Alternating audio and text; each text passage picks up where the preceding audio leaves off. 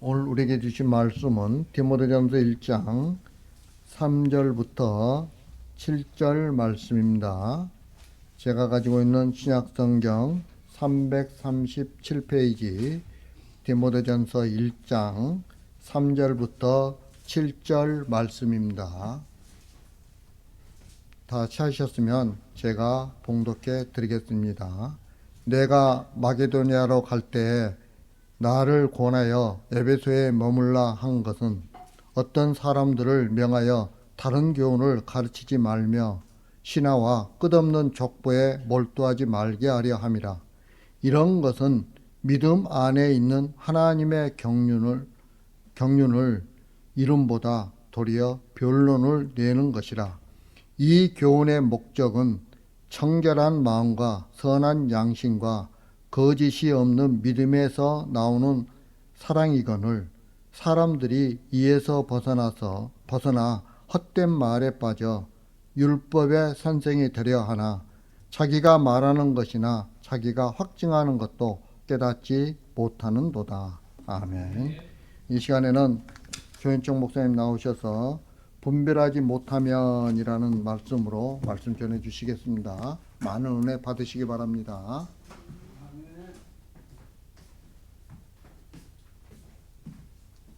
할렐루야. 만나서 반갑습니다. 제가 오늘 오다 보니까 완전히 봄인 것 같아요. 날씨가 너무 좋고 초록초록이 너무 많고 그래가지고 너무 좋았습니다. 사실 이제 봄이 시작되었고 이제 완연한 봄이죠. 이제 조금 있으면 이제 여름이 올 텐데요. 5월은 실록의 계절이라고 이야기를 하잖아요. 예, 초록의 계절이죠. 파릇파릇 돋아난 있는 그런 식물들의 모습을 보면서 이제 사람들이 마음이 들뜨게 됩니다.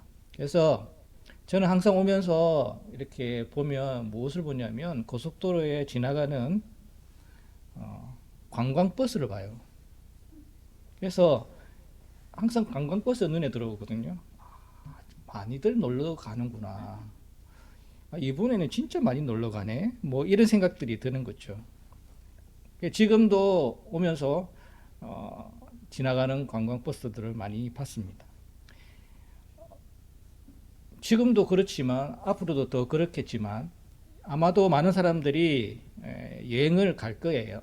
여행을 가는 이유가 새로운 곳을 찾아서 거기를 구경을 하고 또 거기서 새로운 것을 먹으면서 기분 전환을 하는 게 이제 여행의 어떤 주 목적이죠. 근데 보통은 여행을 할 때 가던데 또 가고 먹던 거 또 먹고 그렇게 계속 하는 경우는 거의 드뭅니다. 왜냐하면 가던데 또 가고 먹던 것 또 먹고 계속하면 이제 신선함이 떨어지고 좀 지루해지기 때문에 그렇죠. 그래서 사람들은 새로운 것을 찾아가고 새로운 것을 먹으려 합니다. 이렇듯 인간에게는 새로운 것을 찾는 마음이 있어요. 저도 그렇고 여러분도 아마 그럴 텐데요. 솔로몬은 해 아래 새 것이 없다라고 전도서에서 말씀을 합니다. 그 말씀인즉슨 뭐냐면 이 솔로몬이 새로운 것을 막 찾아다녔다는 거예요. 찾아다녔는데 찾아보니까 새로운 것이 없더라. 이제 이 말인 건데요. 그런데 이 해 아래 새로운 것이 없는 것 같아도 늘 변함없이 찾아오는 그 봄 속에서 봄의 새로움, 그 변화를 보고 좋아하는 게 인간의 마음이죠. 봄은 늘 오지만 그러나 그 봄을 보면서 또 좋아하는 것을 보면 이 인간의 마음이 그 새로움을 추구한다는 것을 알 수가 있습니다. 나니아 연대기를 지은 유명한 기독교 사상가 C.S. 루이스라는 분이 있습니다.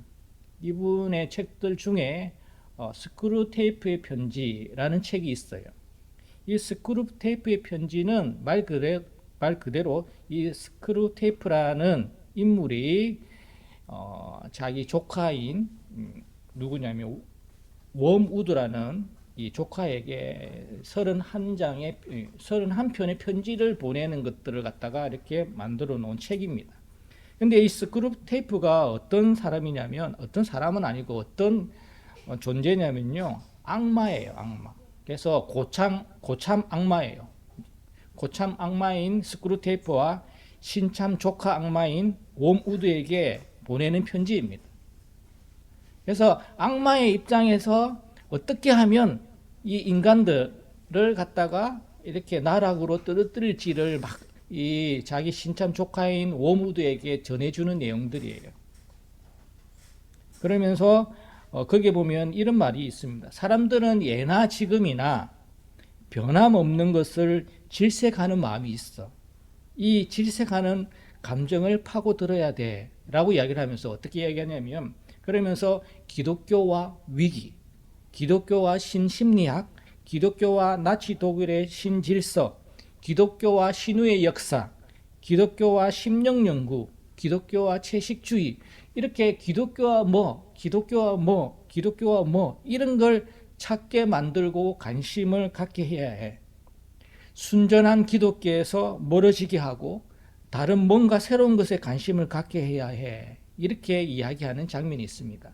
이게 이제 25번째 편지에 나오는 내용인데요. 이 말인즉슨 C.S. 루이스가 순전한 기독교라는 책도 있거든요. 그러니까 이 기독교는 순전하고 단순한데 사람들에게 자꾸 이 순전하고 단순한 기독교 외에 뭔가 다른 것이 있게끔 만들고 기독교에서 멀어지게 만들어야 해. 이런 의미에서 하는 이야기입니다. 여러분, 기독교 복음은 어떻게 보면 그렇게 복잡하지 않습니다. 단순하죠. 복음, 복된 소식이잖아요. 복된 소식하면 우리가 무엇입니까?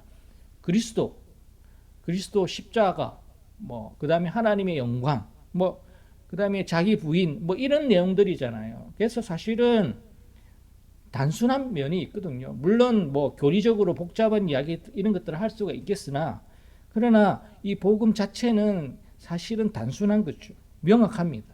예수 그리스도를 믿으면 구원받고 천국 간다. 단순하잖아요. 명확하잖아요. 근데 사람들은 이 단순하고 명확한 복음에 머무르지 못하고 왜 그러면 뭔가 다른 그런 새로운 것을 추구할까? 사람들은 왜 이렇게 뭔가 새로운 것을 추구하려고 할까? 여러분 왜 그런 것 같습니까? 오늘 본문 디모데 전서는 이제 바울이 디모데에게 보내는 목회 서신이죠. 그래서 디모데가 에베소에서 목회를 하고 있었습니다. 당시 에베소는요 여러 가지 문제가 있었습니다. 그 여러 가지 문제에 대해서 이제 권면하는 내용이 오늘 디모데 전서인데요. 그 여러 가지 문제 중에 하나가 오늘 본문에 나타나고 있습니다. 3절 한번 보십시오. 3절 말씀 우리 같이 한번 읽겠습니다. 시작. 내가 마게도냐로 갈 때에 너를 권하여 에베소에 머물라 한 것은 어떤 사람들을 명하여 다른 교훈을 가르치지 말며. 바울은 제1차 선교 여행에서부터 시작해서 디모데를 만나게 되는데요. 그때 이제 디모데는 바울의 전도로 바울의 제자가 됩니다. 그리고 함께 선교 여행을 하게 되죠. 마게도니아, 베레아, 이런데 계속 같이 다니게 됩니다. 그리고 바울이 체포될 때까지 디모데는 바울과 함께 하는데요. 근데 그러다가 이제 바울이 체포되고 로마의 감옥에 가게 되고 이제 그렇게 되죠. 그리고 난 뒤에 감옥에서 이제 풀려난 후에 다시 선교 여행을 합니다. 그런 중에 이제 에베소를 방문을 하게 되고요. 여기에서 이제 나타난 문제들을 알게 되죠. 그래서 이 문제들을 해결하기 위해서 어떻게 합니까? 이 디모데를 에베소에 남겨둡니다. 그게 머무르게 하는 거죠. 그러면서 이 디모데가 이 문제를 해결하도록 그렇게 합니다. 그러면서 바울은 이제 다시 어디로 갑니까? 마게도냐로 가는 거죠. 그래서 오늘 본문에 보면 내가 마게도냐로 갈 때 너를 권하여 이제 마게도냐로 간 거죠. 가서 이제 보니까 이제 디모데가 비록 이제 목회자로서 뭐 사역을 잘 하고 있겠지만 연소하기도 하고 또 경험도 바울보다는 적고 하니까 아무래도 신실한 동력자이자 제자인 이 디모데가 걱정이 되었던 모양입니다. 그래서 격려하는 편지를 지금 보내고 있는 거죠. 권면하여, 격려했다는 거죠. 권하여 위로했다는 거죠. 편지를 보냈는데요. 당시 그러면 이 에베소는 어떤 모습이었습니까? 이 에베소라는 도시는요, 아데미 신전이 있는 그런 도시였어요. 아주 큰 아데미 신전이죠. 예, 뭐 그리스 신화에 나오는 뭐 제우스의 뭐 어떻게 하여튼 뭐 제우스의 뭐 딸이라든가 뭐 하여튼 그런 그 신전이 있는 그런 항구 도시예요. 항구 도시고 국제 도시. 사람들이 많이 왔다 갔다 하는 상업과 종교의 중심지입니다. 그게 또 뭐가 있었냐면 유대인 공동체도 있었습니다. 그러니까 이 도시는요, 헬라 사상하고 또 유대 율법주의가 같이 혼재해 있는 그런 도시였죠. 그래서 이 두 가지가 결합된 도시였습니다. 이 두 가지가 결합되어 가지고 어떤 사상이 나타나고 있었냐면 이 초기 영지주의가 나타나고 있습니다. 영지주의가 생겨나기 막 시작했다는 거죠. 여러분 영지주의는 이제 한 번씩 들어보셨을 텐데 영지주의는 뭐냐면 특별한 지식이 구원에 이를 수 있다. 뭐 이렇게 주장합니다. 그리고 영은 선하고 물질은 악하다. 영은 선한 것이고 물질은 악한 것이다. 이렇게 이제 주장하는 게 영지주의인데요. 그러면서 극단적으로 쾌락주의로 가든지 아니면 극단적으로 금욕주의로 가든지 이렇게 하는 경향이 있습니다. 영은 선하고 물질은 악하니까 그러면 예수 그리스도가 인간의 몸으로 오셨잖아요. 그잖아요. 그러면 영은 선한데 물질은 악하고 그러면 예수 그리스도가 인간으로 올 수 있느냐? 이렇게 의문을 제기한 거죠.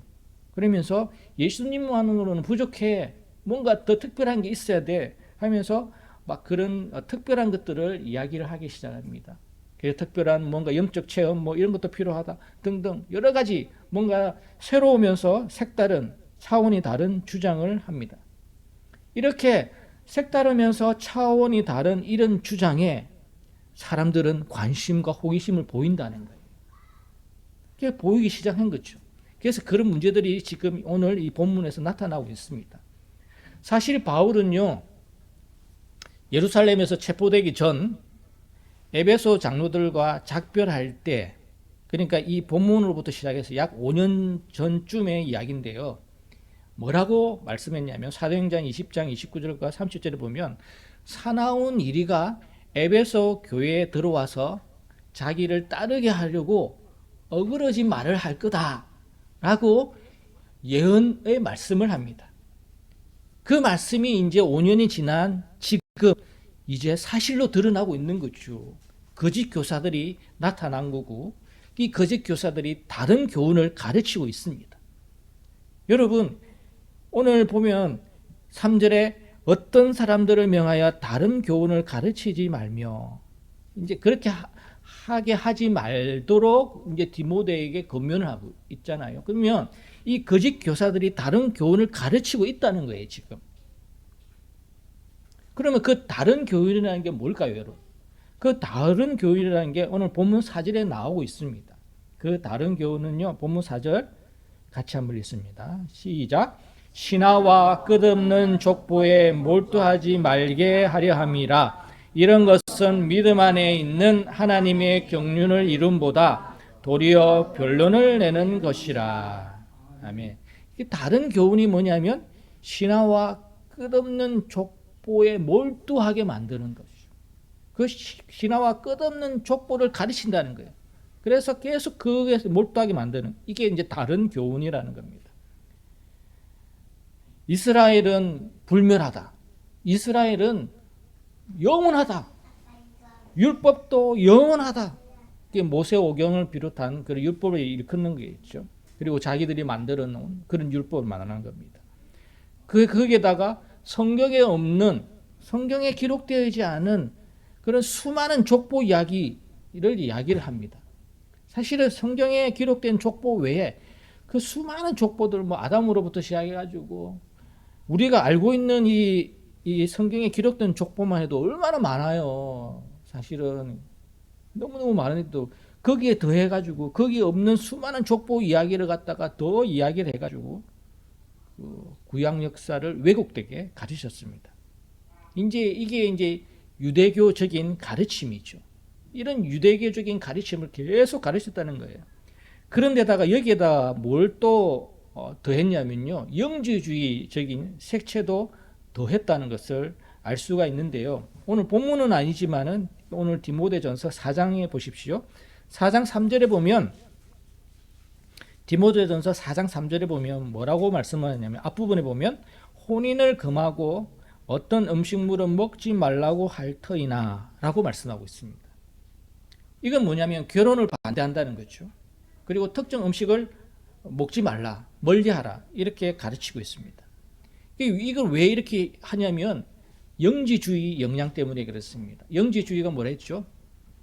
물질은 악하다고 했습니다. 그래서 음식은 물질이잖아요. 그래서 자꾸 가려 먹으려고 해요. 어떤 음식은 안 좋은 음식이라 하고 자꾸 멀리하고 이런 거죠. 그래서 물질은 악한 것이기 때문에 이 최상의 시인은 창조주가 될 수 없다라고 주장을 하는 거예요. 어떻게 최고의 시인, 최상의 시인이 이 악한 물질을 창조할 수 있느냐? 그래서 창조주는 최상의 시인이 될 수 없다, 이렇게 주장하는 거죠. 그래서 창조 질서, 창조 교리를 거부를 합니다. 그래서 결혼을 반대를 하잖아요. 하나님은 결혼 제도를 만드셨는데 이 창조 질서를 거부를 합니다. 결혼을 반대합니다. 특정 음식을 거부합니다. 이게 이제 영지주의적인 금육주의를 나타내는 그런 모습이거든요. 그래서 이제 이 사람들이 신화와 끝없는 족보에 몰두하는 그런 사람들이었던 거죠.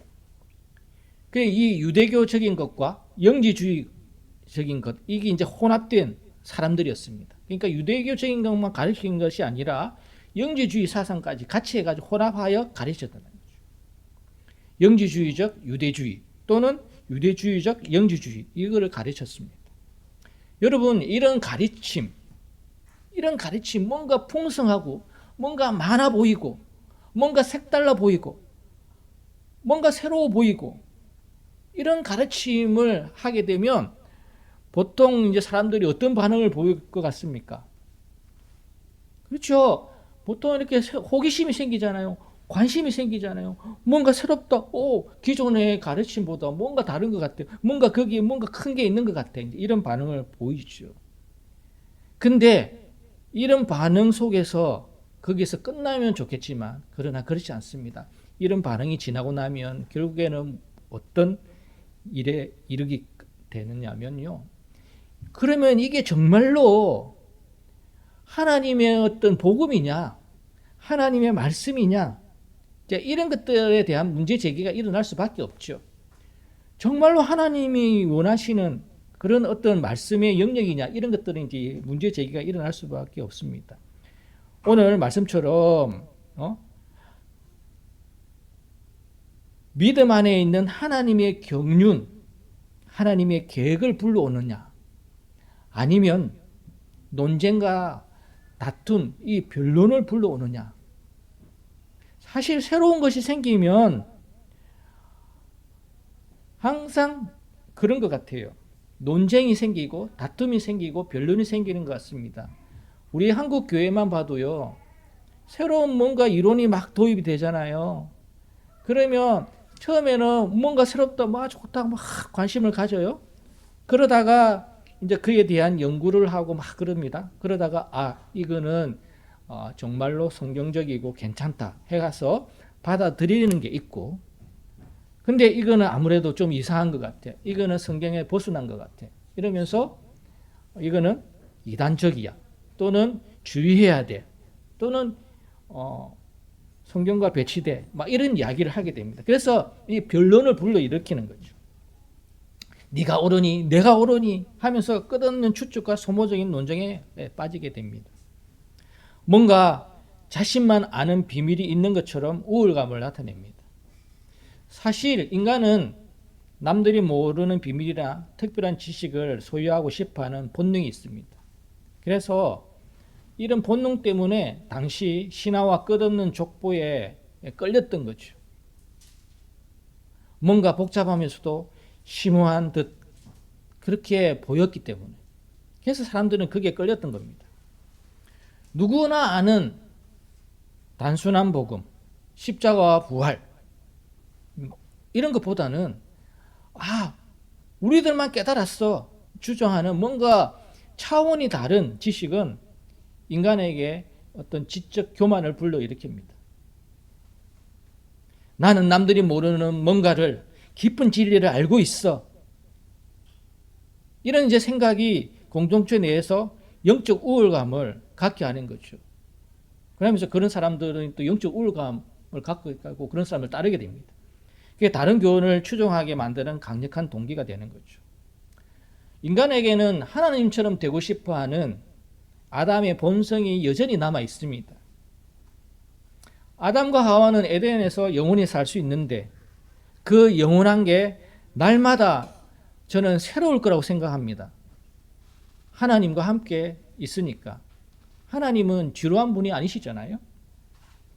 그런데 그 일상의 영원함이 지루했는지 어떠했는지, 아니 뭔가 또 새로운 게 필요했는지, 뭐 새로운 게 없나 하는 그 마음이 있었는지는 모르겠으나 사탄이 던진 그 유혹에 한번 그래 볼까 하는 호기심과 욕심이 생겼고, 그렇게 이제 시작된 관심이 넘지 말아야 할 선까지 넘어 결국 다른 선택을 하죠. 선악과를 먹게 됩니다. 신명기 29장 29절에 이런 말씀이 있습니다. 감추어진 일은 하나님께 속하였고 나타난 일은 우리에게 속하였다. 감추어진 일은 하나님께 속하였다는 거죠. 하나님이 말씀하지 않고 하나님이 감추어둔 것은 하나님의 영역이라는 겁니다. 그러니까 여기에 너희들이 손을 대서는 안 된다. 나타난 일, 하나님이 계시해주고 알려준 일은 그것은 너희들에게 속한 거야. 너희들이 계속 알게 하고 순종하고 그렇게 나아가야 돼. 이런 의미입니다. 성경이 가라는 데까지 가고 성경이 멈추라는 데서 멈추라는 그런 의미죠. 그런데 이 거짓 교사들은 어떻습니까? 멈추지 않고 신화와 끝없는 족보에 몰두하며 결국에는 헛된 말에 빠졌다고 오늘 말씀하고 있습니다. 헛된 말에 빠져가지고 헛된 말에 빠진 채 뭐가 되려고 합니까? 율법의 선생이 되려 합니다. 보십시오. 7절 율법의 선생이 되려 하나 자기가 말하는 것이나 자기가 확정하는 것도 깨닫지 못하는 도다. 신화와 끝없는 족보에 몰두하는 이 사람들이 이제 율법의 선생이 되려고 합니다. 근데요, 좀 특이한 게 뭡니까? 자기가 말하는 것이나 자기가 확정하는 것도 깨닫지 못하는 거죠. 이것저것 막 이제 혼합을 해가지고 이 다른 교훈으로 율법이 선생이 되려고 하니까 이게 뭔가 뒤죽박죽 꼬여 있는 거예요. 그러니까 자기가 말하는 것이나 자기가 확정하는 것도 이제 깨닫지 못하는 거예요. 여러분, 다른 교훈으로 율법의 선생이 되려 하면요, 어떤 일이 일어나겠습니까? 다른 교훈으로 율법의 선생이 되려 하면 어떤 일이 일어나냐? 첫 번째, 율법의 역할이 왜곡됩니다. 율법의 선생이 되려고 하면 율법 그 자체를 가르쳐야 되는데 다른 교훈이 가미가 된 거죠. 그러니까 율법의 역할이 왜곡될 수밖에 없습니다. 율법은 그리스도에게로 이끄는 선생님 역할을 합니다. 뭐 옛날 성경으로 몽학 선생이다 이렇게 이야기하죠. 깨닫게 하는 그리스도에게 이끌도록 율법은 내가 율법을 지키면 지킬수록 또는 율법을 보면 볼수록 이 그리스도 외에는 방법이 없구나. 이제 그렇게 이끄는 인도하는 선생 역할을 하는데요. 그리고 또 죄를 깨닫게 하며 구원의 필요성을 절감하게 하며 하나님의 선하신 뜻을 보여주는데 그 목적이 있습니다. 그 목적에 따라서 율법을 사용하면 선한 것이다. 오늘 8절과 9절과 10절 말씀 보면 그 말씀인 거예요. 죄를 깨닫게 하고 필요성을 절감하게, 구원의 필요성을 절감하게 하고 하나님의 선한 뜻을 보여주는 게 이게 율법의 역할이에요. 근데 그 율법의 역할이 왜곡된다는 거죠. 다른 교훈으로 율법의 선생이 되면 뭔가 색다르고 복잡한 게 있지만 오히려 어떻습니까? 그리스도로부터 더 멀어지게 만들고 구원으로부터 더 멀어지게 만든다는 거죠. 두 번째는 다른 교훈으로 율법의 선생이 되면 두 번째는 율법을 수단으로 삼아서 사람을 정죄하고 자기 의를 과시를 합니다. 이게 사람들을 올가매야 되거든요. 이게 정죄를 하고 두려움과 정죄감을 확산시켜야 되거든요. 그래야 자기한테 오니까. 자기 사람으로 만드니까. 선한 용도로서의 율법을 무력화시키는 거죠. 세 번째는 뭡니까? 다른 교훈으로 율법 선생이 되면 어떤 일이 일어나냐면 율법이 왜곡되고 율법으로 정죄하고 자기 의를 과시하면 5절에서 말씀하는 청결한 마음과 선한 양심과 거짓이 없는 믿음에서 나오는 사랑이 메말라집니다. 사랑이 메말라지는 거죠. 사랑이 없어지는 거죠. 그러면서 어떻게 하면 누가 더 옳은가? 누가 더 율법을 잘 지키는가? 이것만 이제 보는 거죠. 결국 비판과 시기, 분열을 초래합니다. 마지막 네 번째 결론적으로 11절 말씀에 있는 복되신 하나님의 영광의 복음에서 멀어지게 합니다.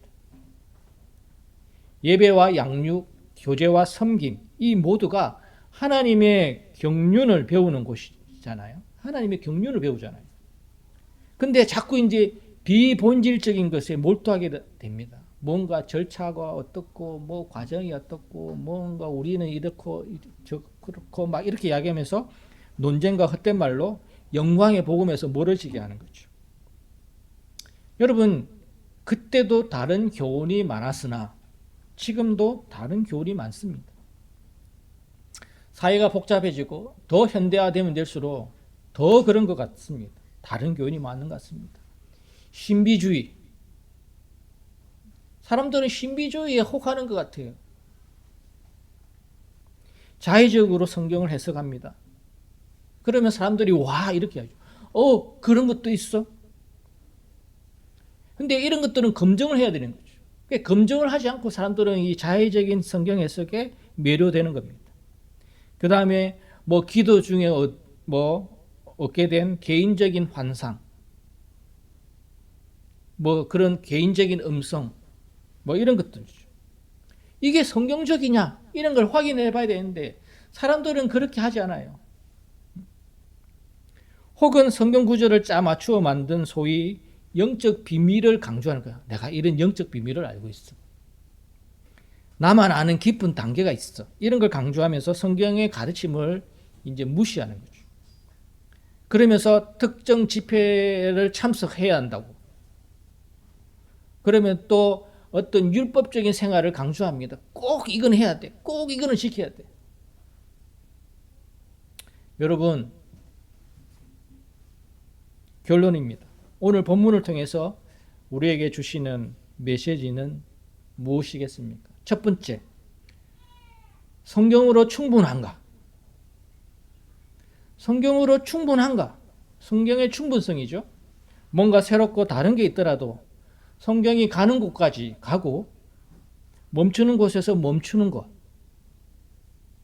이제 이걸 말씀하고 있습니다. 두 번째, 오늘 우리에게 주시는 메시지는 율법적 정죄가 아닌 청결한 마음과 선한 양심과 거짓이 없는 믿음에서 나오는 사랑이 있는가? 사랑이 있는가? 우리는 율법으로 치면 누구나 다 율법의 정죄를 받을 수 없는 존재예요. 다 도토리 키재기죠. 하나님 입장에서는 누가 조금 더 낫고 덜 낫고 이것뿐이지 사실은 다 율법에서 자유로울 수가 없습니다. 여러분, 거짓말하지 말라. 율법에 있습니다. 내가 살면서 단 한 번도 거짓말한 적이 없어 라는 사람이 있을까요? 저는 없다고 봅니다. 저도 거짓말 하거든요. 하면 안 되지만 하거든요. 그러니까 이런 율법보다는 사랑이 앞서야 된다는 거죠. 청결한 마음과 선한 양심과 거짓이 없는 믿음에서 나오는 사랑이 있는가. 그래서 세 번째, 모든 일에 하나님의 영광을 드러내는가.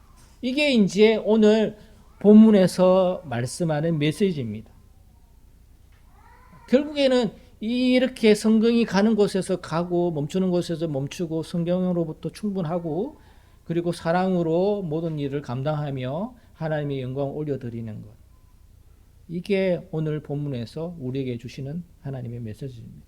여러분, 우리 모두가 바울이 디모데에게 했던 말씀처럼 다른 어떤 은혜 우리가 구할 필요가 없습니다. 오직 말씀의 은혜, 구원의 은혜, 하나님의 은혜를 구하며 서로 사랑 안에서 하나님의 영광을 드러내는, 그리고 날마다 내 안에 계신 성령님으로 말미암아 우리의 속사람이 날로 새로워지는, 다른 것으로 새로워질 수도 있겠지만 성령이 우리 안에 내주하시기 때문에 우리의 속사람은 날로 새로워진다고 하셨어요. 그래서 성령 하나님께 우리의 속사람이 날로 새로워지도록 그렇게 간구를 한다면 우리의 삶은 날마다 새롭고 하나님의 은혜로 넘치게 될 것입니다. 여러분 모두가 그런 복된 삶 사시길 주님의 이름으로 축복합니다. 기도하겠습니다. 하나님 아버지, 오늘도 저희에게 말씀해 주시니 감사합니다. 성경으로도 충분하고 이미 하나님께서 우리에게 성경이란 이 말씀을 주셨음에도 불구하고 우리의 본성은 여전히 다른 것을 찾으려 하는 그 본성이 있습니다. 주님, 성령님께서 우리 안에 내주하고 계심으로 우리의 이 완악한 본성을 제어하여 주시고 오직 성경으로, 오직 말씀으로, 오직 하나님의 은혜로 살 수 있도록 저희들을 붙들어 주시고 하나님의 사랑 안에서 서로를 섬기며 결국에는 하나님의 영광을 드러내는 복된 저희들이 되게 하여 주옵소서. 감사하며 예수님의 이름으로 기도합니다. 아멘.